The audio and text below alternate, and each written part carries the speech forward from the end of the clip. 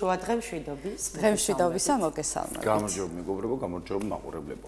მოკლედ საათნახევრის განმავლობაში ჩვენ ვიქნებით მაყურებლის წინაშე საინტერესო თემებით, იმედია, წაუწყება ჩემი კოლეგა პაატა, სოფო და მე მერი. კი ბატონო და გადაცემის მოკლე მიმოხილვა ვნახოთ, ანონსი და დავბრუნდებით ისევ რამდენიმე წამში.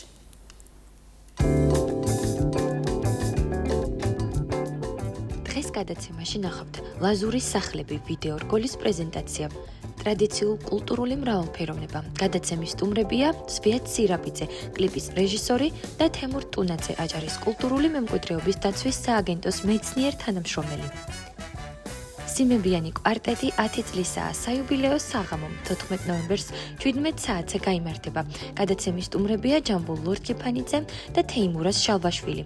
ბათუმის საერთაშორისო თოჯინების თეატრალური ფესტივალის მესამე სეზონის დახურვა. გადაცემის სტუმარია ფესტივალის დირექტორი იმედა თავსგირიძე. ახალგაზრდული ფორუმი გაეროს ახალგაზრდული კვირეული თემაზე ვრცლად ისაუბრებს ბათუმის შოთა რუსთაველის სახელმწიფო უნივერსიტეტის სტუდენტი ჯანრი ბერიძე.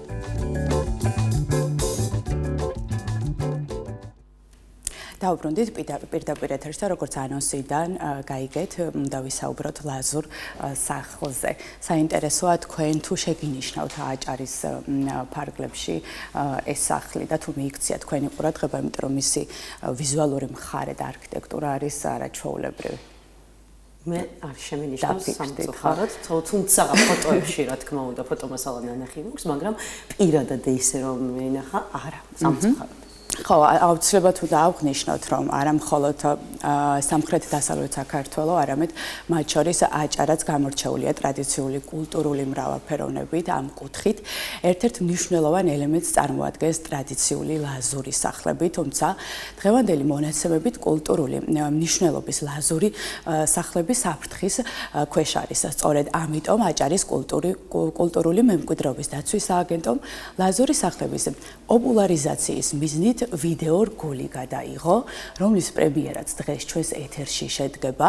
მანამ სანამ სტუმრები შემოგვიერთდება, მოდი ვნახოთ ვიდეო რგოლი და უკეთ გავიგოთ თუ რაზე საუბრობთ და რაზე გავაგრძელებთ საუბარს. ეს ჩემი სახლია. აქედან იწყება ჩემი ამბავი. ის ინახავს მოგონებებს, რომლებიც სამუდამოდ დაილექა ჩემს მეხსიერებაში. ჩემი ბავშვობა, ჩემების ბავშვობა და კიდევ ბევრი თაობის.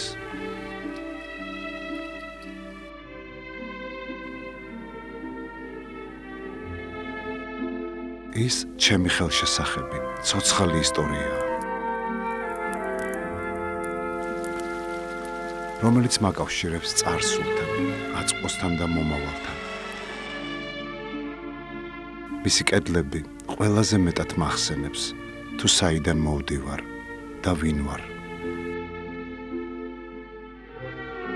გავფრთხილდი კულტურულ მემკვიდრეობას. გააგრძელე საქართველო.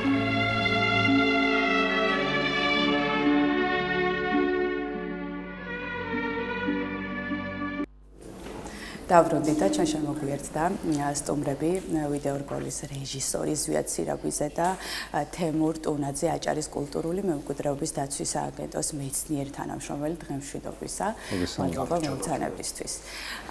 მანამ სანამ ვიდეო რგოლს განვიხილავთ, სვიეთ, მე მინდა ბატონ თემურთან კითხვით გადავიდე ზოგადად რა კულტურული მნიშვნელობის მატარებელია ლაზური სახლი და რატომ გახდა აუცილებლობა იმისა, რომ თქვენ დაიწყეთ ზრუნვა, რომ არჩინოთ ეს ისტორიული კულტურული მნიშვნელობა. დიდი მადლობა მოწვევისათვის და ესეც საინტერესო თემი დაინტერესებისათვის. დიდი მადლობა ასევე ბატონ სვიეთს, მართლაც კარგი მიგნებებია დაჭერილი ამ ფილმში და თვითონ კითხვაც არის, თქვენს კითხვაზე პასუხიც არის, ვინ ვარ მე? ეს ხო არის ისეთი კითხვა, რომელსაც ადამიანი დაბადებიდანვე მთელი სიცოცხლის მანძილზე ცდილობს, რომ ამოხსნას და სხვადასხვა ვარიაციები და ვარიანტები და გადაფასებები შემოდის ჩვენში. მათ შორის არის კულტურა, კულტურული მემკვიდრეობის ღირებულებები, რომლებიც ჩვენს ირგვლივ არის, სადაც ჩვენ დავიბადეთ, გავიზარდეთ და სახლი ამ გარემოში უზარმაზარ მნიშვნელობას ღებულობს. რომელიც ნამდვილად აერთიანებს ჩვენს წარსულს, აწყოსა და მომავალს და გაფიქრებს ამ საკითხებზე ბუნებრივია და აქედან გამომდინარე კულტურული მემკვიდრეობის სტატუსი, ძეგლები და ასეთი მნიშვნელოვანი ღირებულების მქონე მატერიალურ-კულტურულ ელემენტები მიუხედავად იმისა, რომ ის ქვა ან ხეა და უტყვია, საუბრობს და გელაპარაკება. თუ რა თქმა უნდა შენ ცდილობ, რომ მათთან ერთად ისაუბრო. ამიტომაც ბუნებრივია ჩვენი სამსახური საჯარის კულტურული მემკვიდრეობის დაცვის სააგენტოს ძირითადი მიმართულება სწორედ აქეთკენ არის მიქცეული ყურადღება, რომ რა თქმა უნდა ესეთი ელემენტები, რაც შეიძლება ამ ელემენტებზე სახლი მათ შორის და ლაზურ სახლზე უფრო მეტი იფიქრონ ადამიანებმა და გაითავისონ, რომ ეს არის მათი ცხოვრების განუყოფელი ნაწილი და ამ დიდი ისტორიის განუყოფელი ნაწილი. რაც შეეხება ლაზურს გამორჩეულად, იმიტომ რომ ლაზური მთელი ამ საქართველოს ქართულ ისტორიას თუ შეიძლება ასე ვთქვათ, არის დიდი სიამაყის და დიდი ტკივილის მოგიხსენება, იმიტომ რომ მისი დიდი ნაწილი საქართველოს ფარგლებს გარეთ არის დღეს და ის ელემენტები, ნამსხვრევები, რომლებიც ჩვენში შემოგრჩა და არაერთი სამეცნიერო კვლევაა გაკეთებული და ასე შემდეგ, ყველაფერი არის მოსაფერებელი, დასაფასებელი და გასათვალისწინებელი, მათ შორის დღემდე მოღწეული ლაზურის სახლები. მით უმეტეს თუ შევადარებთ მაგალითად რა კულტურული მემკვიდრეობა არის შემორჩენილი მაგალითად დღევანდელი თურქეთის რესპუბლიკის ფარგლებში არსებულ ლაზეთში და ჩვენთან არა რადიკალური სხვაობა არის იქ უფრო კარგად არის შემონახული სხვადასხვა გარემოებებისა და მიზეზების გამო ამიტომ ჩვენთან რაც არის დაცული ის ძალიან გასაფრთხილებელი და მოსაფერებელი თემაა ეს სახლი და მით უფრო როცა საზოგადოება ვითარდება, ადამიანები ვითარდებიან, ტექნოლოგიები ვითარდება და ჩვენ გვიჩნდება მოთხოვნილება, რომ მოდი შეიძლება უკეთეს სახლი გავაკეთო და ასე შემდეგ. აქ წინა პლანზე წამოდის იწევს რა თქმა უნდა ჩვენი ცნობიერება და ჩვენი ცოდნა, დამოკიდებულება კულტურული მემკვიდრეობისადმი და აქეთკენაც არის მიმართული ეს ვიდეოკლიპი და სხვა მცდელობები, რასაც ჩვენი სამსახური აკეთებს, რომ ადამიანებმა რაც შეიძლება მეტი იფიქრონ ასეთ საკითხებზე, ან დასვან კითხვები მაგალითად და მათ ვიღაცამ აღმოუჩინოს დახმარება და ასე შემდეგ. ამიტომაც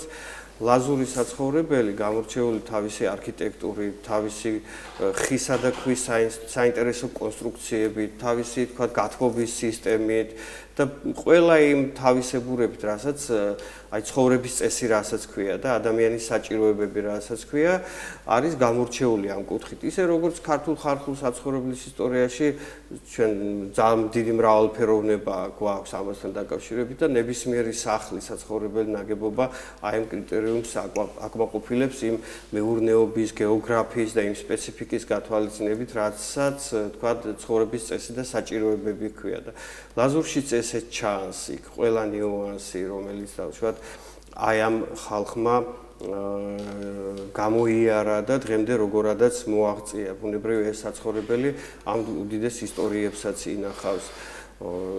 გამორჩეულია თავისი არქიტექტურით, იმიტომ რომ ეს არის ძალიან საინტერესო ერთობა, შერწყმა ხისა და ქვის კონსტრუქციის, აქ არის უსაფრთხოება, აქ არის სითბო და სითბოს საჭიროება ადამიანისათვის. რა თქმა უნდა, აქ არის ტრადიციული ცოდნა ჩადებული, რომელიც ძალიან ძველიდან მოდის ქართულში და თქვა ძველი წელთაღრიცხვის მეორე 1000 წლიდან დაწყებული ჩვენ შეიძლება რაღაც ესეთ თემებზე უწყვეტად რო ვისაუბროთ და ასე შემდეგ. ძალიან ბევრი საკითხი იყრის ამასთან თავს და სპეციალისტებისათვის ჩვენთვის ნებისმიერი ასეთი საცხოვრებელი ძალიან ბევრ კონსტრუქციულ ელემენტს ფუნქციურს ინახავს რომელიც არის რა თქმა უნდა გასაფრთხილებელი და მოსავლელი. ამიტომაც იყო რომ ჩვენ აჭარის კულტურული მემკვიდრეობის დაცვის სააგენტომ გადაწყვიტა რომ ასეთი მცირე რა თქმა უნდა ეს სოციალური ქსელებისთვის არის განკუთვნილი, მაგრამ აი ეს ვიდეოკლიპი სვამ ძალიან ღრმა შინაარსის მქონე კითხვებს და პასუხი უკვე საზოგადოებაზეა. საუბრობდით აი ემოციურ დამოკიდებულებაზე რო ხვა და ხელაპარაკობს და ხშირად სცენენ ხოლმე ადამიანები ნებისმიერ ანუ თითქოს და არასულიერ რაღაცებს უნარს რო ილაპარაკოს ხო ჩვენს ენაზე. ზვიაც ვიცი განსაკუთრებული ბმა აქვს ამ ყველაფერთან. განსაკუთრებული ძალიან და მაინტერესებს ამ შემთხვევაში ესეც მაინტერესებს და ისიც რომ რახან განსაკუთრებული ბმა გაქვს შინაგანი ემოციური სულიერი გაგიჭირდა თუ პირიქით გაგიადვილდა ამის გადაღება. მოგესალმებით. ძალიან დიდი მადლობა, რომ კიდევ ერთხელ თქვენს ეთერში ვარ ამ ძალიან საინტერესო და მნიშვნელოვანი პროექტით, ასე ვიტყოდი. რა თქმა უნდა, იცით რა არის, ხა საიდან სად მოვდივართ? ხო, ჩვენ ვართ იმ ქვეყნის შვილები, სადაც საკათედროში, სხვათა შორის გუშინ მყავდა მონანიების ერთ-ერთი მთავარი პერსონაჟი გადაცემაში, საკათედრო ტაძართან დავიწყეთ გადაღება, სადაც რაღაცა რაღაც მოწყობილობები ელაგა და იგივე ბოდბეში იყო სამშობია რო გახსნილი. ანუ პრაქტიკულად ჩვენ უახლოეს წარსულში სრული დაუდევრობით და სრულიად გაუგებარი ქმედებებით ეპყრობოდით ამ მემკვიდრეობას და ახლა ვსწავლობთ თავიდან ყველაფერს, როდესაც ვაცნობიერებთ, რომ სინამდვილეში ძალიან გამიჭირდება მე ბატონ თემურის მერე დავამატო იმდენად ამაღლებელი ტექსტებით ისაუბრა. ძალიან მნიშვნელოვანია, რომ გავაცნობიეროთ საერთოდ რასთან გვაქვს საქმე და ჩვენი იდენტობის ალბათ უკიდურესად მნიშვნელოვანი ნაწილია ეს ყველაფერი. მე ერთი ძალიან საინტერესო ჩემი ინდიკატორი მაქვს, როდესაც ხვდები რა არის ღირებული. თუ დააკვირდებით, ახლა კადრებში ჩანს ლაზურის სახლი, საერთოდ ვერ იფიქრებ, რომ ცალკე მოვლენაა, რაც უფრო ძველდება, მით უფრო ერწყმის ბუნებას. ახლა თქვენ წარმოიდგინეთ ახალი კორპუსები რო დაძველდება, რა საშინელება იქნება. ანუ რაც ღირებულია, რაც უფრო ძველდება, მით უფრო განუყოფელია ბუნებასთან, ვიზუალურად, სხვა ესთეტიკა მოდის აბსოლუტურად. მით უმეტეს ამ სახლთან, რომელიც კადრებში არის გამოყენებული, დედაჩემი პირადად ამ სახლში არის ერთ-ერთში დაბადებული და ეს სახლი ყველა ინახავს, შეიძლება ძალიან მძიმე და საინტერესო ისტორიებს, მაგრამ ძალიან მნიშვნელოვანს. ხა ეს ამ სახლს რო ვუყურებ, სულ მახსენდება დედაჩემის ბაბუა, რომელიც 37 წელს დააპატიმრეს და როდესაც გაყავდათ სახლიდან ჟანდარმს, ბაბუოჩემი ძალიან პატარა იყო და დაედევნა თურმე და ხელი დაარტყა. ნუ მამა მიყავს ვიღაც უცხო კაცებს, ხო წარმოგიდგენიათ და გადააგდეს მეორე სართულიდან. ბავშვი, ხო. და მე ის ისტორიები მთელი ცხოვრება მესმის, როგორ გაზარდა დედაჩემის ბებიამ შვილები მარტო სრულიად და ეს რაღაცა ატმოსფერო, აი სრულიად ბუნებასთან შერწყმული, მართლა ეს ძალიან მძიმე სევდიანი ისტორიებით წარმოგიდგენიათ, ხო, რომ არ ყოფნოდათ კულტურა ოჯახის წევრებს, ბაბუოჩემის ძმას, მის მემკვიდრეებს და ეს ყველაფერი რო წაეშალათ. აი რა ვიქნებოდი მე? ძალიან რთული წარმოსადგენია, რომ აი ამ ხელა მოვლენა, რომელიც ამდენი ისტორიები, ამდენი და თან პარალელურად დედაჩემის ბებია დედაბრული დამწერლობას ფლობდა და ძალიან დიდხანს სიუჟეტებსაც აკეთებდნენ. ანუ ეს სახლები ინახავდა ძალიან ბევრ ისტორიებს, ძალიან ბევრ მნიშვნელოვან ადამიანებს და ალბათ იმ პერიოდში არ ვიცი ბატონი თემურ ალბათ დამეთანხმება, სადღაც 1800-იანი წლების მიწურულს არის აშენებული 900-იანი წლების დასაწყისში. იმ პერიოდში ვინც აშენებდა ალბათ ამ სახლებს, მას ალბათ ჰქონდათ განსაკუთრებული კულტურა და ალბათ შესაძლებლობაც, იმიტომ რომ მაშინ ალბათ ეს იყო ძალიან ფეშენებელური სახლები იმ პერიოდისთვის და მე უკვე არაერთი წელია ვთანამშრომლობ სააგენტოსთან, რისთვისაც ძალიან დიდი მადლობა მინდა უთხრა თითოეულ მის წევრს.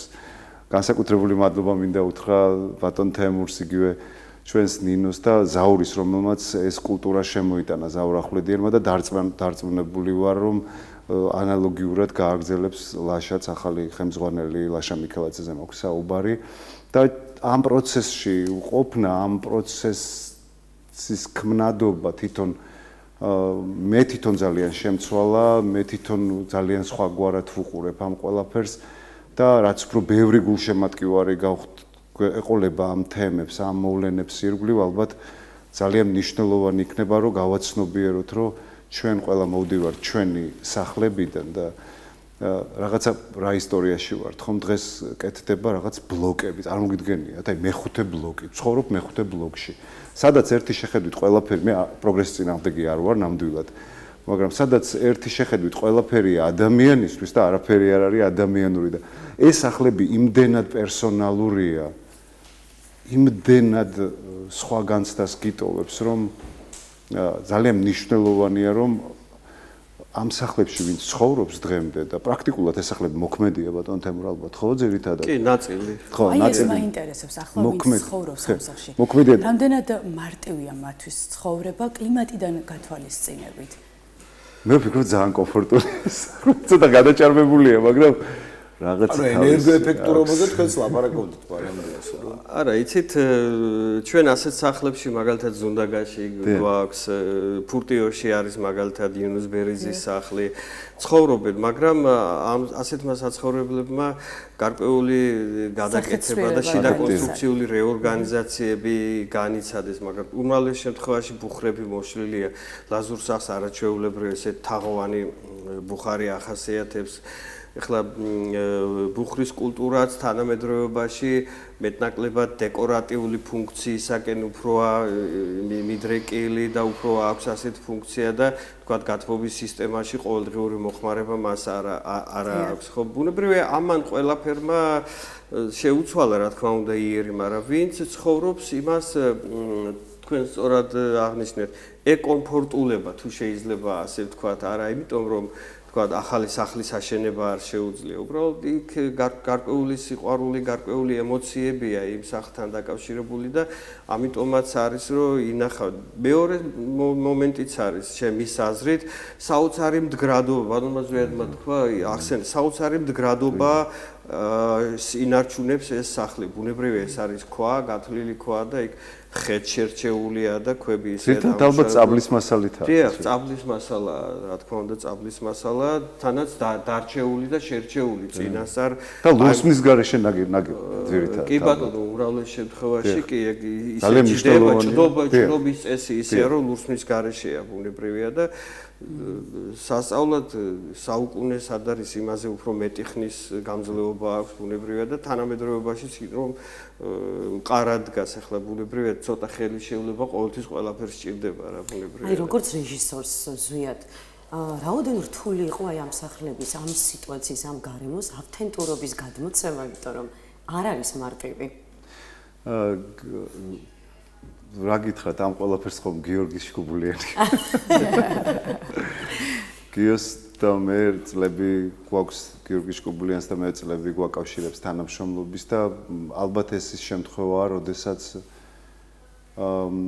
ესეთი პათეტიკური ვიქნები უსიტყვოდ გასაგებია, რაზე ვმუშაობთ და ამ მიმართულებით ძალიან დიდ ფუფუნებაში ვარ, თუმცა ალბათ რაღაც თანამშრომლობის წლების თანამშრომლობმა მიგვიყანა ამ პოზიციამდე, რომ ძალიან მარტივად ვაგებინებ რა გვინდა საერთო ჯამში და ყოველ შემთხვევისათვის რა არის, იცით ახლა შეიძლება ძალიან ბევრი ვარაუდი გამოიწვიოს, ძალიან ბევრი რაღაც ითქვას, რომ აი ესე შეიძლებოდა და ვარიანტები, მაგრამ მე მაინც დავიტოვე უფლება და ამის საშუალება მომეცა სააგენტოსთან თანამშრომლობის დროს, არაერთწლიანი თანამშრომლობის დროს, რომ ეს სახლი იმ კუთხით დამენახა ისე მებრძნო, როგორც ბრძნობდი და ციტად კომფორტზე იყო საუბარი და აგარაკი რო გქონდეთ ასეთი სახლს და არ დაშლიდით ხო იცხოვრებდით დარწმუნებული ვარ. არც დავშლიდით, ახლა მაქვს უცბად მომაფიქრდა და მაინტერესებს თქვენ რა სიტყვით. ჩვენზე ამბობენ რომ ქართველები ვართ მიმბაძველები, ხო? ამისი ბევრი ფაქტი არსებობს. ვაშენებთ ერთნაირ კოტეჯებს, ერთნაირ კორპუსებს. ეხლა წარმოვიდგინე აი მაგალითად ერთმა ადამიანმა რო ააშენოს დღევანდელ ცხოვრებაში ლაზური სახლის იდენტური სახლი, ხო? რა თქმა უნდა ეს ისტორიის მატარებელი არ იქნება, რადგან ჩვენ საუბრობთ, მაგრამ ხომ დაიწერება ისტორია და ხო რაღაცნაირად შევინახავთ ამ კულტურულ მნიშვნელობას, ხო? თუ არსებობს ადამიანი, რომელიც იგივე ხერხებით, აი ასეთ სახლს ააშენებს და თქვენ როგორც თქვით, იქ არ არის გამოყენებული ლურსმანი, იქ არის ქვისა და ხის სინთეზი, ხო, გამოირჩევა მდგრადობით და ასე შემდეგ. არსებობენ დღეს ესეთი ადამიანები, რომლებიც მაგალითად აი რომ მომინდეს რომ იცხოვრო ლაზურ სახლში თუ ამიშენებს. საინტერესო იდეით შემოვიდა ახლა ჩვენს ეთერში.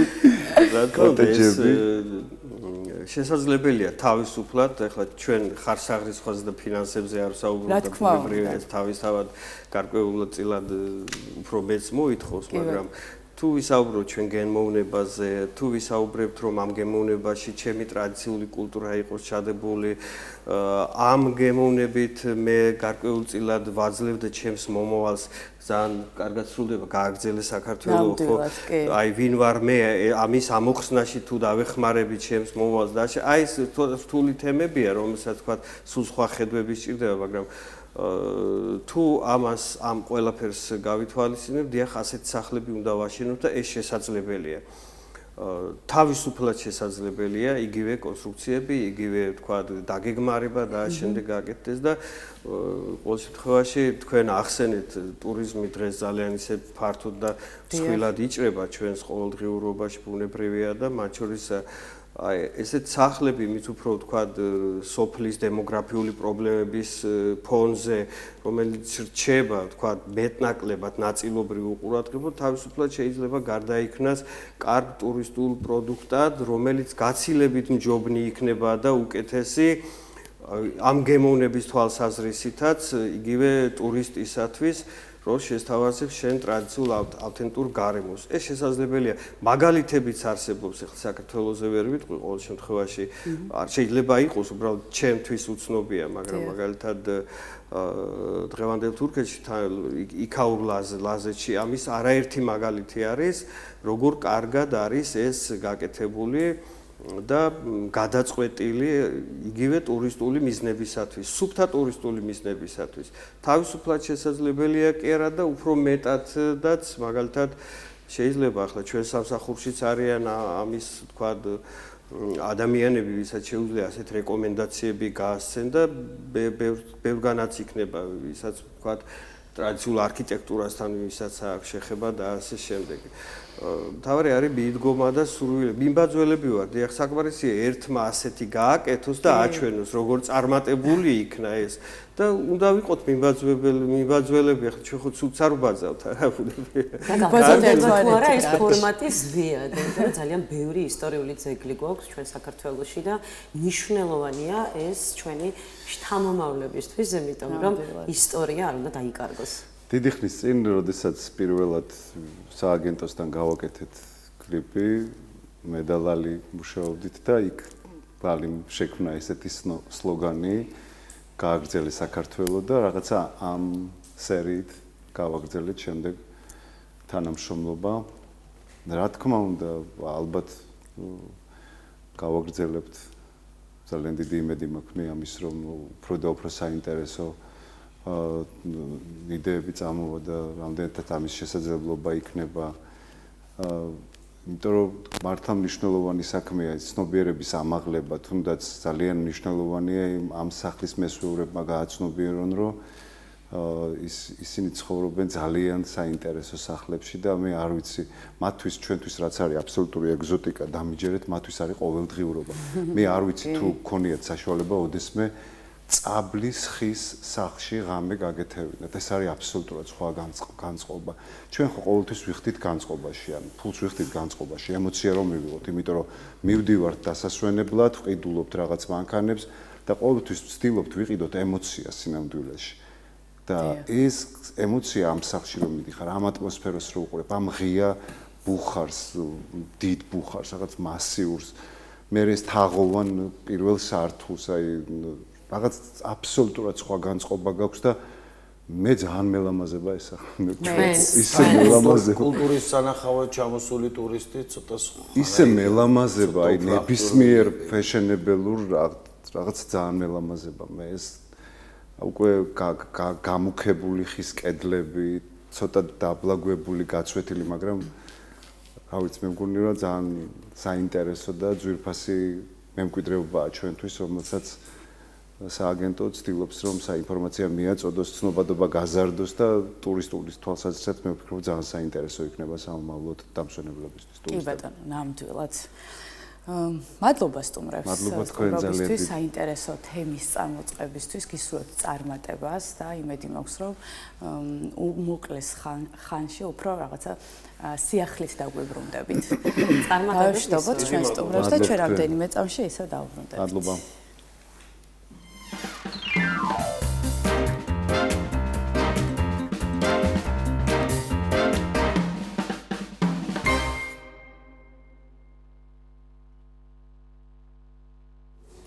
მოკლედ ვაგრძელებთ გადაცემას და ასევე უმნიშვნელოვანესი თემა უნდა გავუზიაროთ მაყურებელს. 2008 წელს კულტურის ცენტრის დაარსებასთან ერთად შეიქმნა ბათუმის კამერული ორკესტრი, რომლის მიზანზე 2015 წელს შეიქმნა სიმებიანი კვარტეტი. კვარტეტის შექმნა დიდი შენაძენი და პრესტიჟია ბათუმისათვის. მოკლე დროის განმავლობაში სიმებიანი კვარტეტი პოპულარიზაციას უწევს ევროპული და ქართული კლასიკური კამერული ჟანრის მნიშვნელოვან ნაწარმოებებს. კვარტეტის რეპერტუარში 40-მდე ცნობილი ქართველი და ევროპული კლასიკოსების ნაწარმოებებია, აგრეთვე მელოდიები პოპულარული კინოფილმებიდან. 14 ნოემბერს კი ბათუმის კულტურის ცენტრის სიმებიანი კვარტეტის საიუბილეო კონცერტი გაიმართება ბათუმის ხელოვნების სახელმწიფო უნივერსიტეტის საკონცერტო დარბაზში და ამ თემასთან დაკავშირებით სტუმრად გვყავს სტუდიაში ჯამბულ ლორთქიფანიძე, ბათუმის კულტურის ცენტრის სიმებიანი კვარტეტის ხელმძღვანელი და თეიმურას შალვაშვილი, პირველი ვიოლინო და რეპეტიტორი. მოკლედ ძალიან საინტერესო თემაზე უნდა ვისაუბროთ, კოლეგებო. მოვიწვევთ ჩვენ სტუმრებს, რომლებიც გაგვიზიარებენ ამ უმნიშვნელოვანეს დღესთან დაკავშირებით, როგორი იყო მათი მზაობა. მოგესალმებით. მოგბრძანდით ბატონო თემურ. შეიძლება. მშვიდობისა. მოგესალმებით. ჯამბურით შემოგვიერთდება ხმში. დღემშვიდობისა მოგესალმებით. ძალიან დიდი მადლობა, რომ დაგვითვეთ დრო. ვიცით, რომ ძალიან დიდი სამზადისი გაქვთ, საიუბილეო საღამოა. როგორ ემზადებით, ვინ მიიღებს მონაწილეობას და რა არის უმნიშვნელოვანესი ამ თარიღისთვის? დავიწყოთ. კი ბატონო. პირველ რიგში მადლობას მოგახსენებთ დღესაც მონაწილეობისთვის, მოწვევისათვის. ცოტა მოკლე ისტორია მინდა, როგორც აღნიშნეთ, მერიის კულტურის ცენტრად არსებობს 8 შემოქმედებითი კოლექტივი. მათ შორის ერთ-ერთი სიმებიანი კვარტეტია. სიმებიანმა კვარტეტმა 10 წლის განმავლობაში უამრავი ღონისძიებები ჩაატარა. მონაწილეობდა სხვადასხვა პრეზენტაციებში, სხვადასხვა კონცერტებში, წელს მაგალითად საზაფხულო სერიების კონცერტებში მიიღეთ მონაწილეობა, მაგრამ ასეთი საღამო, რომელიც ახლა ჩატარდება პირველად, ფაქტიურად ეს არის კვარტეტის სოლო კონცერტი. და ეს იქნება ანგარიში 10 წლის განმავლობაში, რაც გამოცდილება და რაც მოიპოვა კვარტეტმა. 10 წელი პატარა დრო არ არის. უამრავი განვითარება, წინსვლა, ცვლილება იქნებოდა აი ამ დროის განმავლობაში. გაგვიზიარეთ. რაც შეეხება შემოქმედებით ხარეს, ამაზე ბატონი კი ბატონო, ბატონო თემურაძე ისაუბრეთ, ერთი წუთი თქვენი ნებართვით. მე მინდა სანამ ბატონი თემურაძე გადავა, მინდა მადლობა გადაუხადო პირველ რიგში კულტურის ცენტრის ხელმძღვანელობას, ადმინისტრაციას, ყველა ვინც მიიღო მონაწილეობა და გვერდში დაგვიდგა ამ საღამოს ჩატარება. ეს პატარა საქმე არა ჩვენთვის, ნამდვილად დაფასება არის ეს 10 წელი არის შრომისათვის და პირველ რიგში ბატონი ირაკლი შეფათოვას მინდა გადაუხადო მადლობა მთელ ადმინისტრაციას, ვინც უამრავი და ძალიან დიდი შრომა ჩადო ამ საღამოს მომზადებაში. ხელოვნების უნივერსიტეტს ბატონ მამუკ ალაფიშვილს და აჭარის ტელევიზიას, რომელიც გვიწევს საინფორმაციო ხარდაჭერას, ბატონ გიორგი დიასამიძეს, მიშა გაბაიძეს და იმედი მაქვს მომავალი თანამშრომლობისათვის. დანარჩენი ახლა და მინდა წარმოგიდგინოთ თქვენი ნებართვით კიდევ კვარტეტის შემადგენლობა. ესა ჩვენი რეპეტიტორი ყველასთვის კარგად ნაცნობი და საყვარელი ბატონი თეიმურაზი, პირველი ვიოლინო, თერი ბათუმი და აჭარის და რა ასევე მეორე ვიოლინოში ყავს ნონო კილაძე, ალტი ელისო აბუსერიძე და ჩელო მარიკა წერეთელი. გისმენთ ბატონო თეიმურა. სამუელის და საკელა შეიმოსწორებელი და სტუდენტები არიან. სხვათა შორის ბათუმში თითქმის ყველა სკოლაში ჩემი აღზელებია და 40 წელია ვარ პირველი ვიოლინო და 50 წელია ვასწავლე. ეს ძალიან რაც შეეხება კვარტეტს. თავიდან როცა შემოგთავაზე, ნუ კვარტეტი უჭირდება ბათუმს. ცოტა ისეთი მდგომარეობაში ჩავარდი, რომ კვარტეტი სხვა რაღაცა. იქ ყველა სოლისტია. ვერ დაიმალება. ორკესტრი ბევრია, იქ სადღაც თუ არ გამოჩნდება, მაგრამ თითოეული არის სოლისტი. ყველას უნდა ეჭვდა და უნდა ასწავლო და შეერთო. ყველა თავის დონის პროფესიონალია, ყველას თავის სეგურად ესმის. მარტო უყრას მოგწონს, დაждდება დუეტში და არაფრით არ ჯდება, არც ინტონაცია და არც ანსამბლი. აბა დავიწყეთ შემოდამ 1 წლის განმავლობაში, შემიძლია ვთქვა, რომ მივახციეთ რაღაც დონეს.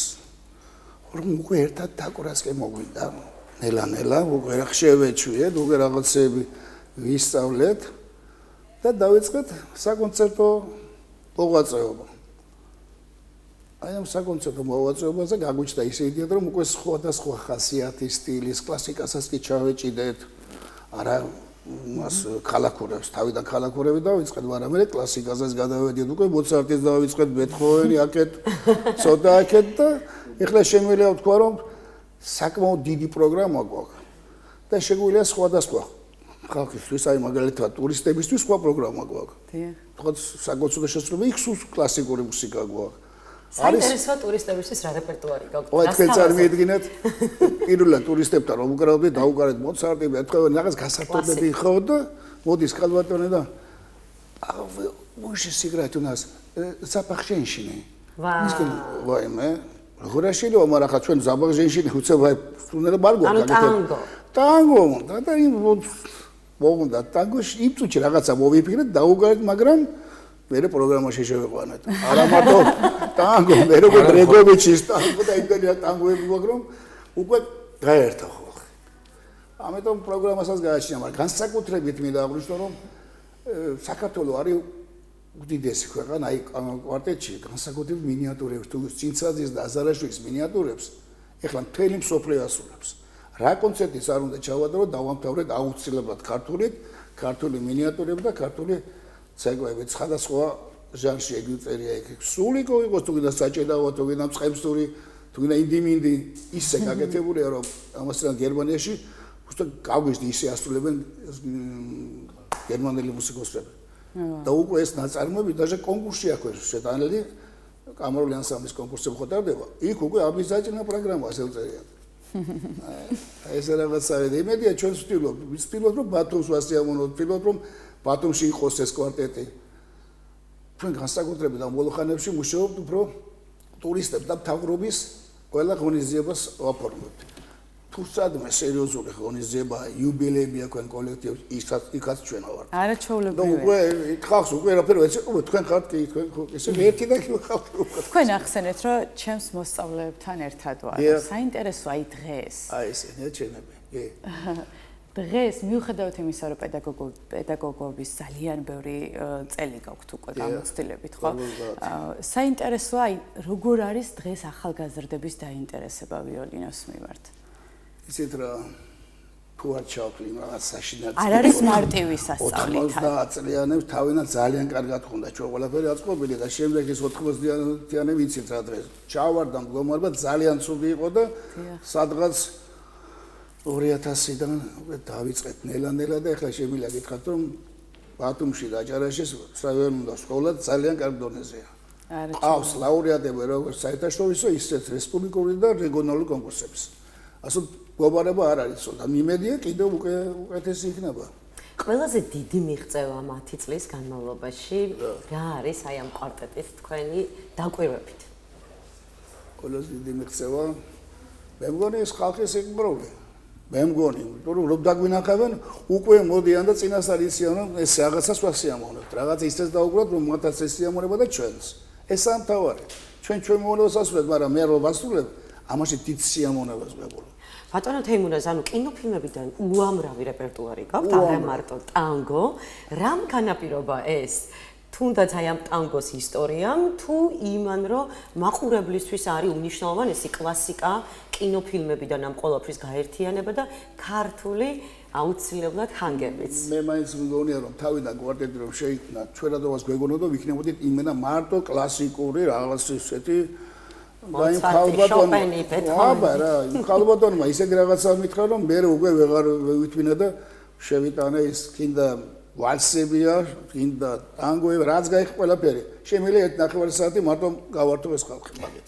მაგრამ მარტო მაგალითად 14-ში რა ელოდება მაყურებელს? 14-ში ელოდება საათდაწუთიანი პროგრამა, პირველი 25 წუთი იქნება კლასიკა, შემდეგ იქნება კინოფილმებიდან ნაწარმოებები და ბოლოს 15 წუთი იქნება ქართული მინიატურული ჩვენი ქართული მუსიკა.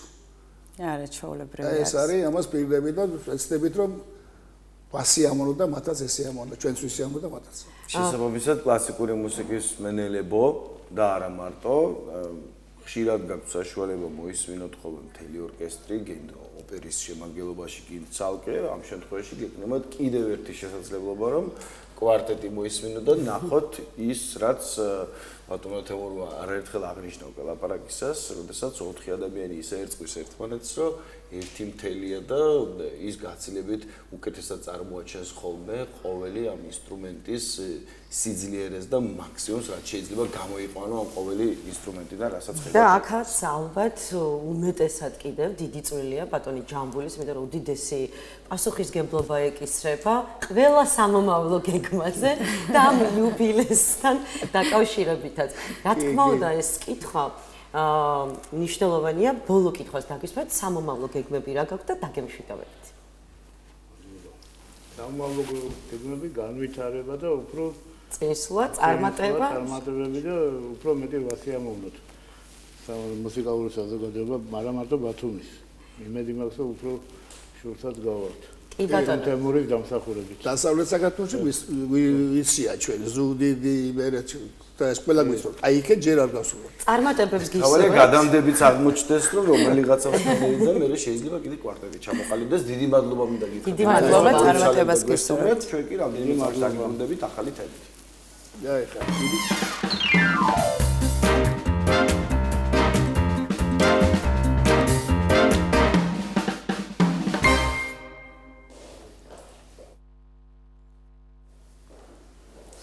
ეს სამი დღეა ბათუმის თოჯინების თეატრზეც ვლაპარაკობდით, სხვადასხვა მიმართულებით ვლაპარაკობდით იმაზე, რომ ფესტივალიც იყო, ჩატარდა, დასრულებასაც უყურეთ და შესაბამისად. კი ბატონო, ფესტივალს მიუბრუნდეთ, ოდნავ მოგვიანებით, ახლა კი სტუდენტურ ცხოვრებას გადავალოთ პაატა, თვალი, ესე იგი ბესეუს სტუდენტთა კარიერული განვითარების, კულტურისა და სპორტის დეპარტამენტი ახალგაზრდებს, შრომის მოყვარე და პასუხისმგებლიან ახალგაზრდებს იწვევს გაეროს ახალგაზრდულ კვირეულზე.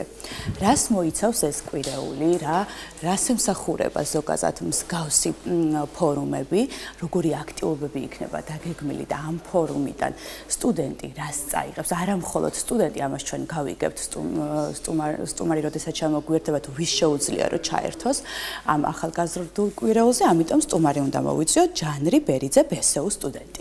მოგზავნით ხელმშვიდობისა. როგორ ხართ? მადლობა. გაეროს გარდა კონცერტზე თუ აპირებთ წასვლას კვარტეტში. 14-ში. შემეცდები. არაჩვეულებრივ. მოდით აბა მოგვიყევით ამ ფორუმის შესახებ. ზოგადად რა არის ახალგაზრდული ფორუმების დანიშნულება, მიზანი და რა აქტივობები იქნება დაგეგმილი? კი ბატონო, ზოგადად ჩვენ გვსურს, რომ ცნობიერება ვამაღლოთ ახალ თაობაში. ეს ზოგადად ეს ფორუმი ეხება გაეროს გადი განვითარების 17 პუნქტს. რომელიც მიზნად ისახავს სოფლიოში არსებული პრობლემების მოგვარებას, ასე რომ ვთქვათ, მარტივად. და ნუ ჩვენი პროექტი, რა თქმა უნდა, მოიცავს 3 დღეზე განაწილდება და ზუსტად ამ გადი განვითარების 17 გეგმას გავაცნობთ როგორც სტუდენტებს, ასევე სკოლის მოსწავლეებსაც და 29 წლამდე ასაკის ბავშვებს, ადამიანებს. ნუ 3 დღეზე განაწილდება, როგორც უკვე ვახსენე ეს პროექტი. პირველ დღეს იქნება, ასე ვთქვათ, გახსნითი ღონისძიება, სადაც გავაცნობთ ამ გადი განვითარების 17 გეგმას რა არის ზოგადად, რას მოიცავს და ასე შემდეგ. 3 სექციად იქნება ეს განაწილებული. იქნება პირველი სექცია სოციალურ პრობლემებს რაც ეხება, პირველიდან მე-6-ე, ასე ვთქვათ, მიზანი, შემდგომ იქნება მე-7-დან მე-12 პუნქტამდე ეს იქნება უკვე ეკოლოგიური და ეკონომიკური პრობლემების გაცნობა და შემდგომ უკვე მე-13, მე-17 პუნქტები იქნება გარემოს დაცვითი, ასე ვთქვათ, ღონისძიებებზე და პრობლემებზე, იქნება ეს ზღვის თუ ხმელეთის დაცვა. საკმაოდ დატვირთული არის ეს სამი დღე, დისკუსიებიც გექნება. კი, რა თქმა უნდა, დებატები გვექნება, დისკუსიები გვექნება, ჩვენ გვსურს, რომ ყველა მონაწილემ აიღოს როლი, თითქოს არის ის წარმომადგენელი რომელიღაცა სახელმწიფოს გვსურს იყოს დებატები, იყოს დისკუსიები. პირველივე მეორე დღეს უკვე ჩვენ გვექნება, ასე ვთქვათ, ერთი კონკრეტული მიზნის, ამ 17 მიზნიდან ავარჩევთ რომელიმე მიზანს, რა თქმა უნდა, ისე მონაწილეებისა და ტრენერის შუამდგომლობით ავარჩევთ რომელიმე პრობლემას და ამ პრობლემას განვიხილავთ და მისი მოგვარების გზაზე ვიმშელეთ. იქნება დებატები, როგორც უკვე ვახსენე და მე-3 დღეს უკვე იქნება გამწვანების აქცია, ეს რა თქმა უნდა. ანუ გარე აქტივობა. კი, გარე აქტივობა იქნება, ვაპირებთ ასე ვთქვათ, ხის ენერგიების დარგვას, რაშიც ჩაერთვებიან ეს უნივერსიტეტის მიმდებარე. კი, უნივერსიტეტის მიმდებარე ტერიტორიაზე და უნივერსიტეტის მიღმას, რა თქმა უნდა. და ასევე იქნება დახურვის ცერემონია, სადაც გამოვა ბათუმის სახელმწიფო უნივერსიტეტის ბენდი, იქნება ხალხური ანსამბლი და ასევე ჩვენ კარგად ვიცით, რომ უნივერსიტეტში არის საკმაოდ ბევრი უცხოელი სტუდენტები ბოდიშით და მათაც ექნება რა თქმა უნდა ცეკვები, სიმღერები, ღონისძიებები და ასაკი შეზღუდულია რა თქმა უნდა. 14 და 29 წლამდე. როგორც სკოლის მოსწავლეებს, ასევე სტუდენტებს შეუძლიათ მონაწილეობა. ან ჩვენ არ შეგვიშვებენ ამას. მინდოდა გეთქვათ. ჩამოწერილები ვართ. ზოგადად აი თქვენთვის სტუდენტებისთვის რა ღირებულების არის აი ესეთი მსგავსი აქტივობები, ის რაც თქვენთვის ისევ სტუდენტებისთვის გაიცნობა? 2023 წელს ჩატარდა მსგავსი აქტივობა, ეს იყო ევროკავშირის ახალგაზრდული ფორუმი, სადაც მეც როგორც ერთ-ერთი დელეგატი მონაწილეობდი მაშინ და საკმაოდ მომეწონა, რადგან იყო ეს დებატები, დისკუსიები და თითქოს პრაქტიკაში განიცდი იმას, რასაც ევროკავშირის ასე ვთქვათ ეს დელეგატები განიცდიან, როლში შედიხარ ამ მარტივად ვთქვათ და საკმაოდ საინტერესო იყო და საკმაოდ მასშტაბურიც. და ნუ, როდესაც გამოჩნდა მსგავსი პროექტი კიდევ გაკეთებული იყო უნივერსიტეტში, ბატონმაც არა და გადავწყვეტეთ, რომ აგუკეთებია კიდევაც. ანუ დაინტერესება თვითონ სტუდენტებისგან როგორია, ეხლა თქვენ აღფრთოვანებით საუბრობთ. გეტყობათ ძალიან დაინტერესებული ხართ, კი და ჩვენ ასაკი გვიშლის ხელს თორე ჩვენ დიდი სეონებით მივიღებდით მონაწილეობას. როგორია უკავშირი და დაინტერესება? კი, როგორც უკვე ვახსენე, მეც 2023 წელს როდესაც ჩატარდა მსგავსი პროექტი უკვე საკმაოდ ბევრ სტუდენტს სურდა მონაწილეობა. სამწუხაროდ იქ რაოდენობა შესრულიყო, ვინაიდან ევროკავშირში, რადგან სახელმწიფოების რაოდენობა ნაკლებია, შედარებით სტუდენტის ნაკლები იყო. თუმცა ეს უკვე უფრო მეტ სტუდენტს მოიცავს და არა მხოლოდ სტუდენტს უკვე როგორც ვახსენე და ნუ უკვე სარეგისტრაციო გმული დადებულია კარიერული განვითარების კულტურისა და სპორტის დეპარტამენტის გვერდზე შეგიძლიათ გადახვიდეთ და ადგილები თუ არ დარჩენილი კი რა თქმა უნდა და უკვე ანუ მაქვს რა უკავშირის სტუდენტებისგან თავდაპირველად ცოტა ხარვეზი ჰქონდა სარეგისტრაციო გმულზე და ეგრევე 20 სტუდენტი მწერდა რომ რაღაცა ხარვეზია როდის გამოსწორდება ასე შემდეგ უკვე გამოსწორებულია შეგიძლიათ გაიაროთ რეგისტრაცია და ნუ ზოგადად ჩვენს რეგიონში როგორც უნივერსიტეტს ასევე როგორც უნივერსიტეტს ასევე ახალგაზრდულ ცენტრსაც ვახსენებ, აქვს ძალიან ბევრი პროექტები ახალგაზრდებისთვის. იქნება ეს გაცვლითი ბანაკები, დებატ ბანაკები და ნუ კარგი იქნება თუ სტუდენტები და არა მხოლოდ სტუდენტები, ახალგაზრდები ჩაერთვებიან მსგავს აქტივობებში, რადგან მეც ამ აქტივობებმა მომცა ეს ინტერესი ამ ყველაფრის მიმართ. აი 17 პუნქტი ახსენეთ, ცოტა ესე ზედაპირულად გავიარეთ ეს თემები და თუ შეიძლება ცოტა სიღრმისეულად, იმიტომ რომ ძალიან მნიშვნელოვანია თვითონ ეს პუნქტები სტუდენტების განვითარებისთვის. არა მხოლოდ სტუდენტების განვითარებისთვის, ეს სოფლიოს ეს რიგისთვისაც მნიშვნელოვანია, რადგან არის აქ სიღარიბესთან ბრძოლა, ჯანმრთელობის დაცვა, ეკონომიკური პრობლემების გამოსწორება, ეკოლოგიური პრობლემების მოგვარება, ვინაიდან ჩვენ გვსურს ცნობიერება ავამაღლოთ სტუდენტებში და ასევე ავამაღლოთ იმის შეგნება, რომ აი მაგალითად არ უნდა დაანაგვიანოს გარემო. სწორედ ეს პუნქტები არა მხოლოდ ამას შეეხება, არამედ სხვა მრავალ პრობლემას მოიცავს. და უკვე პატარა ასაკიდან, სწორედ ასაკი მაგიტო არის 14 და 29 წლამდე, რადგან ოდესაც დავიწყებ ჩვენ ამ პრობლემების გაცნობას ბავშვებისთვის, შემდგომ ოდესაც გაიზრდებიან, დაფიქრდებიან, რომ ნუ ეს ცუდია, ეს არ უნდა გავაკეთო და ამით მოგვარდება მსგავსი პრობლემები რა, რაც არის მაგალითად. ეს 17-ვე პუნქტი პრობლემას ეხება? და მის მოგვარების გზას. მოგვარებას, თორე ვიფიქრე ახლა ამ ხელა პრობლემის წინაშე დგას ქვეყანა. და რა თქმა უნდა, ეგ უკვე მე-18-ია. არა, ელემენტარული, ეხლა რო არ უნდა დავანაგვიანოთ ბუნება და კიდე ამაზე რომ საუბრობთ და ეს საჭირო როტო საკითხია, რა თქმა უნდა პრობლემაა, იმიტომ რომ ყველას პასუხისგებლობა გვაკისრია, რომ არ უნდა დავაგდოთ ნაგავი თუნდაც ქუჩაში. ზაგი, თქვენ ახსენეთ 14 წლიდან ეს ნიშნავს იმას, რომ სკოლის მოსწავლეებიც არიან ჩართულები და იმ მსგავსი პრობლემების აღმოფხვრა სწორედ სკოლიდან უნდა დაიწყოს, მანამ სანამ სტუდენტობამდე მივლენ ახალგაზრდები და ეს ძალიან კარგია. ძალიან დიდი მადლობა წარმატებას გისურვებთ მოწვევისთვის. სხვა დროსაც გელოდებით მორიგი და მორიგის სიახლეებით. მე ვიცი რომ ძალიან ბევრი სიახლე გაქვთ სამომავლოდ დაგეგმილი. დამშვიდობებით ჩვენ სტუმარს და ისო მალე დაგიბრუნდებით დარჩეთ ჩვენთან ერთად. მადლობა.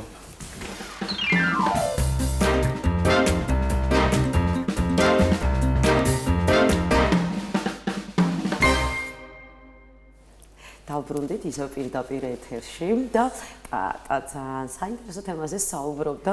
კი, შესავალი გადავუტანე პატას თემა. გადაახმო და თავიდან ნახოთ რომ ეკონომია გავაკეთო ან თავიდან მოვყადე.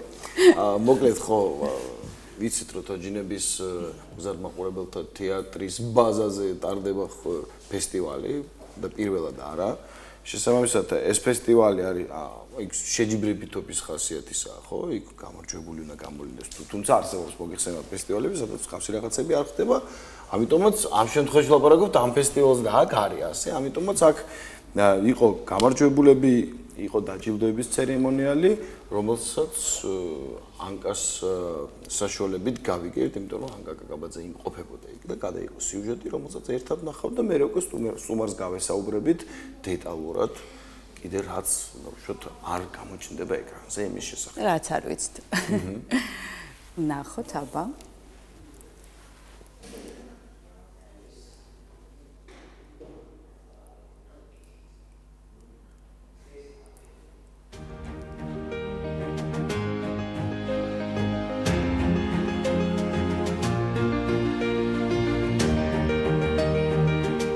წელს ჩვენთვის განსაკუთრებული ფესტივალი იყო. განსაკუთრებული იყო იმით, რომ ძალიან ბევრი უცხო ქვეყნები იყო წარდგენილი ფესტივალზე. განსაკუთრებული იყო სტუმრები. ძალიან ბევრი უცხოელი სტუმარიც ყავდა და ეს იმას მიანიშნებს, რომ ფესტივალი პოპულარული ხდება არა მარტო საქართველოში, არამედ მსოფლიო მასშტაბით და ეს მახარებს ძალიან. დღეს ვარ ძალიან კმაყოფილი ჩვენი ფესტივალით, ჩვენი შედეგებით და ყველაფრით რაც ხდება დღეს ჩვენს თავს. დიდი მადლობა ყველას.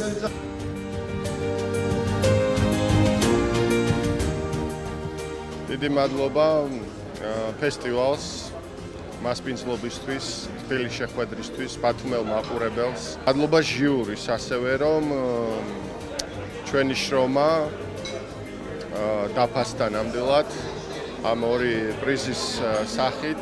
ეს არის საუკეთესო რეჟისურა და საუკეთესო სცენოგრაფია. ჩვენ კერძო პატარა თეატრი ვართ და ამ დიდი საერთაშორისო ფესტივალში ორი პრიზის მოპოვება ძალიან ბევრს ნიშნავს ესეთი პატარა თეატრისთვის და მადლობელი ვარ ყველა ადამიანის, ვინც ეს დღესასწაული შექმნა.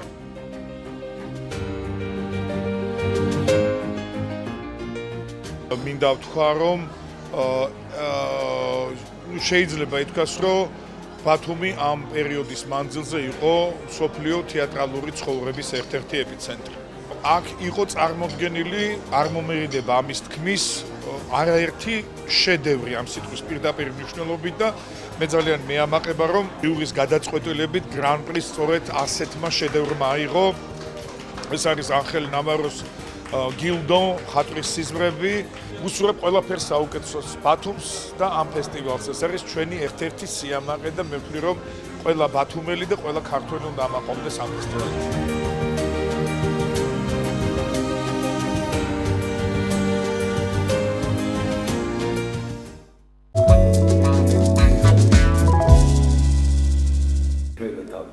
ფესტივალის დირექტორი. მოგესალმებით. პირდაპირ კავშირი გაქვს ბუნებრივია მოზადმაყურებელთა თეატრს წარმოადგენ და ფესტივალის შექმნასთანაც უშუალო ასე ვთქვათ კავშირი გაქვს. რა მაინტერესებს, რა ცვლილებები იყო ამ 3 წლის განმავლობაში, თვითონ ფესტივალის განმავლობაში, სათხართ ახლა და იმ დაუშვათ საბოლოო მიზნამდე რა გაშორებთ, რამდენი წელი განმავლობაში ეს ყველაფერი ასე უნდა გვიყვე. პირველ რიგში მოგესალმებით. რაც შეეხება ფესტივალს, ეს იყო მესამე საერთაშორისო ფესტივალი. მესამე საერთაშორისო ფესტივალი გამოირჩეოდა თავისი ეკლექტურობით, რადგან წარმოდგენილი იყო როგორც თოჯინური სპექტაკლები, ასევე ცოცხალ პლანში სპექტაკლები, შერეული, სხვადასხვა სტილის თოჯინები იყვნენ, თოჯინებისგან შემდგარი სპექტაკლები იყო წარმოდგენილი, რამაც საერთო ჯამში მოგვცა მრავალფეროვანი დღეები. ფესტივალი მიმდინარეობდა 5 დღის განმავლობაში, გუშინ იყო ფესტივალის დახურვა, ცერემონია გამოვლინდა გამარჯვებულები 7 ნომინაციაში. დაახლოებით რა გითხრათ ეხლა შეიძლება უცებ გამახსენდეს.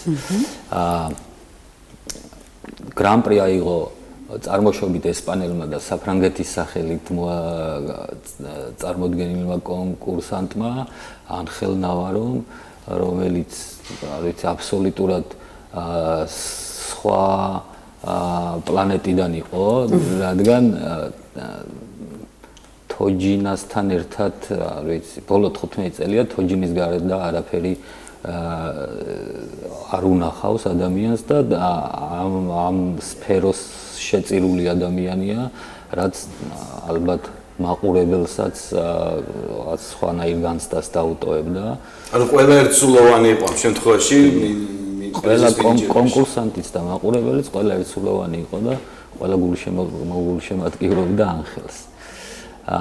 ასევე არის მთვარის თეატრი გამარჯვებული თურქეთის სახელით მარინა იუნჯემა იყო ქალის საუკეთესო როლის შესრულებისთვის, მოლდოვას წარმომადგენელმა მამაკაცის საუკეთესო როლის შესრულებისთვის და ასევე იყო მუსიკაში ავიღეთ ბათუმის თოჯინების თეატრმა პრიზი და მოკლედ ფესტივალი შედგა, რაც ძალიან გვახარებს და ეს იყო გამორჩეული ფესტივალი, რადგან ფესტივალზე წარმოდგენილი მონაწილე სტუმრებისგან განსხვავებით უფრო მეტი სხვადასხვა ქვეყნიდან სტუმრები ყავდა და იყო ასევე უნიმას ვიცე-პრეზიდენტი ბატონი ტიტო, რომელმაც აღნიშნა, რომ აქ რაც ხდება საქართველოში და კერძოდ ბათუმში თოჯინური სფეროს განვითარებისთვის ეს არის ძალიან მნიშვნელოვანი, აღვითქვა გვერდში დგომა და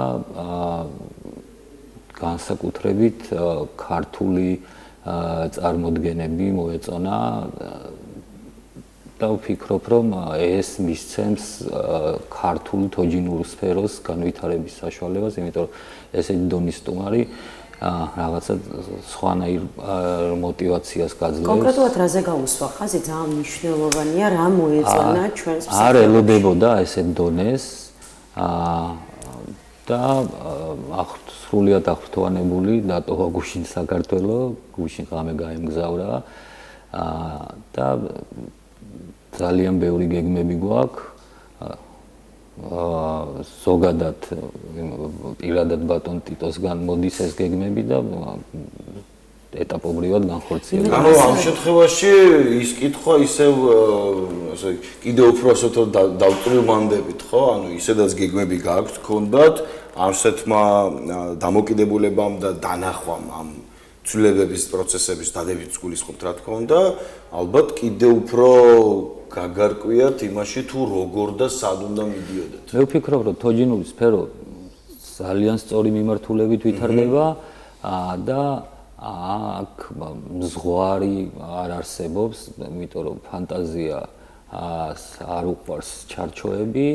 ეს არის რაღაცა ირეალური, ზღაპრული სამყარო, სადაც ძალიან ფართო დიაპაზონია შენი ფანტაზიის ხორჩესხმის და აქედან გამომდინარე რაც გინდა გააკეთე, ოღონდ უნდა იყოს ესთეტიური და უნდა იყოს გათვლილი ბავშვების და მოზარდების. ანუ დიდაქტიკური იყოს ნაწილობრივ. მნიშვნელოვანი რაც არის ჩატარდა მასტერკლასები, აი ქალბატონი მანანა ბერიკაშვილი უკვე რამოდენიმე წელია ჩამოდის და აქვს მსახიობებთან შეხება და მე ვუსმინე ერთ-ერთ ინტერვიუს, სადაც ამბობს, რომ მაგალითად შარშან ვიმუშავეთ ხმის ტემბრზე, ეხლა ვმუშაობთ აი ემოციის გადმოცემაზე და აი ესე დეტალურად აკვირდება და ვითარდება მეტყველება, რაც მნიშვნელოვანია.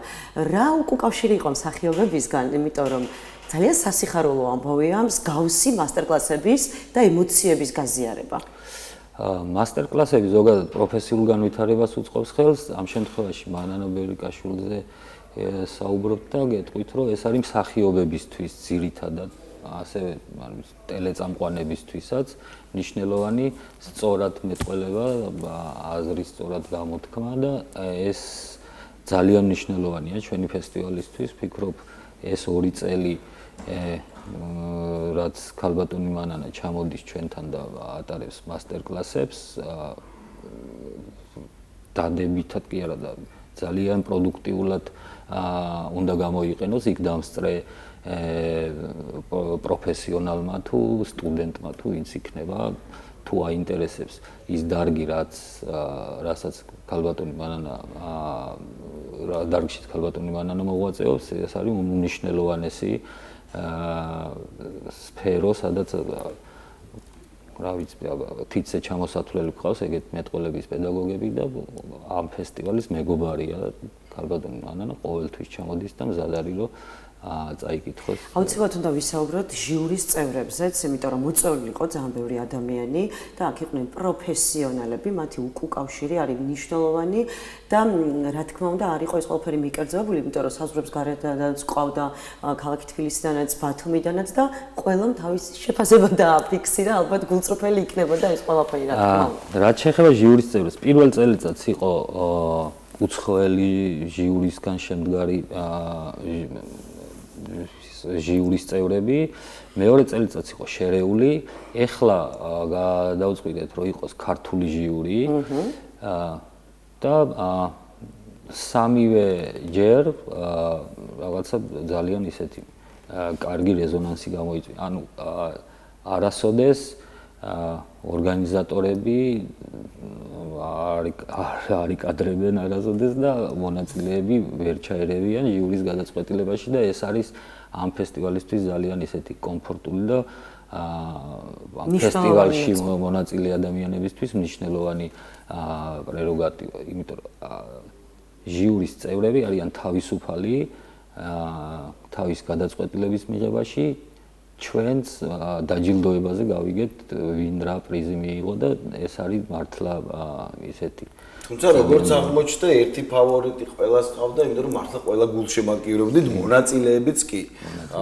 თუმცა თავიდან ახსენეთ, რომ ანუ წელს პირველი შემთხვევა იყო ალბათ ასეთი მრავალფეროვანი და მრავალი ჟანრობრივი და ამ შემთხვევაში ძნელი ხო არ არის დაუშვათ ჟიურის წევრობა, როდესაც დაუშვათ რთულია ხოს განსხვავებული მიმდინარეობები შეაფასო. კიდე ერთმანეთთან მიმართებაში შეაფასო, ხო? ჟანრის რა თქმა უნდა, ოღონდ ეს ჟანრები ყველა ერთად იყრის თავს საბავშვო მიმართულებაში, რასაც თოჯინური და მოზარდმაყურებელთა სფერო ქვია. აქ შეიძლება იყოს სპექტაკლი, სადაც მხოლოდ თოჯინური ხელოვნებაა, შესაძლებელი იყოს ცოცხალი პლანი თოჯინებთან ერთად, შესაძლებელი იყოს მხოლოდ ცოცხალი პლანი, მაგალითად გუშინ იყო ჩვენი თეატრის რეპერტუარიდან სპექტაკლი ოჯახი, რომელიც მხოლოდ ცოცხალი პლანია, ოღონდ ეს არის კლოუნადა ჟანრი და არის არ ვიცი, ჩვენ არ მონაწილეობდით ამ სპექტაკლით კონკურსში და ძალიან დიდი მოწონება დაიმსახურა კიდევ ერთხელ ამ სპექტაკლმა და ამ სპექტაკლს მომავალი აქვს. ამ სპექტაკლმა იყო საუკეთესო მუსიკალური გაფორმება და არ მონაწილეობდნენ, ხო? მაგრამ საოცარი მხატვრობა, მსახიობებიც გენიალურად თამაშობდნენ. კომპოზიტორები ვინ იყო მაშინ? ბარემ გავიგოთ გამარჯვებული. ეს იყო როგორ გითხრათ, სხვადასხვა კლასიკური მუსიკების გათანამედროვებული შერწყმული ვარიანტი და იყო რეჟისორის იდეა, რომ უნდოდა არა ვიღაცის რომ კონკრეტული კომპოზიტორის დაწერილი, არამედ მას რაც გულში ქონდა, სულ რასაც უსმენს, რაც გონია რომ ამ სპექტაკლისთვის არის. ანუ შინაარსთან მიმართებაში ძალიან ისეთი დამთხევა იყო, რომ ყველა მიიგრძნო და შესაბამისად და სპექტაკლი იყო პლატონი, პლატონი მოგეხსენებათ ტელევიზიის გვერდით ოდესღაც 100 წლის წინ ცხოვრობდა პლატონ გიგინეიშვილი, ეს ამბავი, დიახ, ეს ამბავი გაცოცხლდა ბათუმის თოჯინების თეატრში და ჩემი აზრით ესეთი ადამიანები, რომლებიც ქმნიან ქალაქის ისტორიას და რომლებიც შემდეგ შესაძლებელია მხოლოდ ისტორიკოსებმა იცოდეს, აუცილებელია რომ გადმოვიტანოთ სცენაზე, ტელევიზიაში, რაც უფრო მეტი ადამიანი გაიცნობს თავისი ქალაქის ისტორიას, სხვადასხვა სფეროდან მით უფრო გაუმდიდრდებით და ვიამაყობთ. ბატონო, თან ერთია, როდესაც დაუშვათ გამოგონილი გმირი გასწავლის კარგ მხარეებს და სწორ საქციელს, ასე ვთქვათ, ისე იძულების გარეშე და მეორეა, როდესაც რეალურ ფაქტებზე დაყრდნობით კეთდება სპექტაკლი, სადაც დაუშვათ სპექტაკლის გმირი საკუთარ თავს ასახიერებს და დაუშვათ ვინც უყურებ და იცის და მე ინტერესდება ისტორიით, ხედავს რომ რეალური ადამიანის ასე ვთქვათ სწორ საქციელზე აგებული ეს და ზუსტი მაგალითი გვაქვს. რეჟისორი არის არმენ ოვანესიანი, ეს არის საქართველოში დაბადებული, საქართველოს მოქალაქე, საქართველოს სიყვარულით გაჟღენთილი, სომეხი ეროვნების კაი ქართველი. ესე იგი, ფაქტია, დამომწურავად ვისაუბრეთ, რომ ფესტივალმა ძალიან კარგად ჩაიარა და ეს ასეც უნდა ყოფილიყო, მაგრამ საინტერესოა ხა თოჯინების საომავლო გეგმა არ არის, უკვე ნოემბერი არის და ვიწყებთ თუ არა მზადებას საახალწლოდ. რა თქმა უნდა, ეხლა ნოემბრის ბოლოს გამოვა კიდევ ერთი საბავშვო სპექტაკლი, ოქროს წიწილა და შემდეგ ამისა, ანუ პარალელურ რეჟიმში დაიწყება საახალწლო სპექტაკლზე მუშაობა და საახალწლო სპექტაკლებიც უკვე დეკემბრის შუა რიცხვებიდან შედგება პრემიერა და დღეში რამოდენიმეჯერ ითამაშებს ჩვენი დასი და გაახარებს ბავშვების და მაგასთან დაკავშირებით კიდევ ერთხელ გვესტუმრებით რა თქმა უნდა.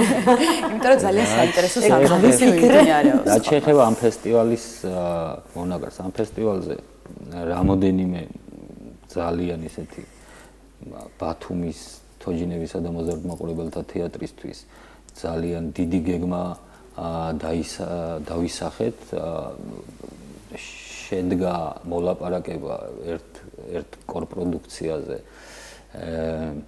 რომელიც არის ქართულ, თურქულ და ყაზახური საერთო სპექტაკლი, რომელიც მომავალ წელს აუცილებლად გაკეთდება ბათუმის თოჯინების თეატრში და ტურნეს აიღებს საქართველოდან და აი ამ სამ ქვეყანაში იმოგზაურებს.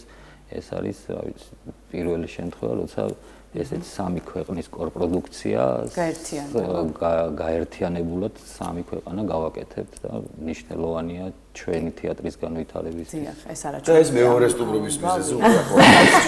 ნუ ზოგადად მე ასე ვფიქრობ, რომ თეატრს აქვს ის უნარი, რომ ჩამოაყალიბოს საერთაშორისო ურთიერთობები და ზოგადად აი საერთაშორისო ფესტივალების ერთ-ერთი მიზანიც ხო ეს არის და ეს ძალიან კარგია. მოკლედ ძალიან დიდი მადლობა ჩვენ სტუმარს. ყველა სტუმარს, ვინც დღეს ჩვენი გადაცემის სტუმარი იყო. დავამშვიდობოთ ჩვენ ახლა უკვე მაყურებელს და ხვალ ისევ ტრადიციულად პირველ საათზე ისევ შემოგიერთდებით, ბედნიერებას გისურვებთ მთელი დღის განმავლობაში. მომავალ შეხვედრებით ისევ კარგად პირველ საათზე ამ სტუდიაში. აბა დროებით.